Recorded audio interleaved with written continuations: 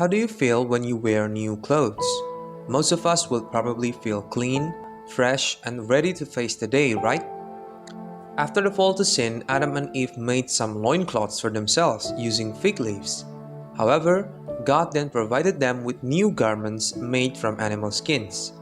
In the New Testament, humanity was clothed in sin, but God, once again, graciously bestowed upon us new clothing, the clothing of holiness found in Jesus Christ.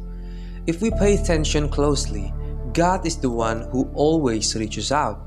When we messed up, He graciously took care of us by receiving and accepting new clothes from Him.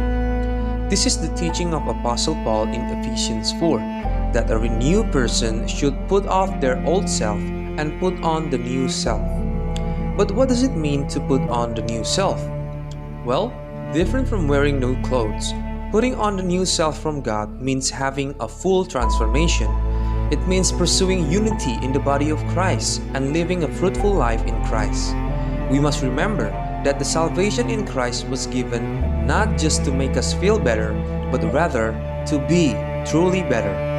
It is the ultimate garments, the ultimate clothing that God made by His grace in the blood of Jesus.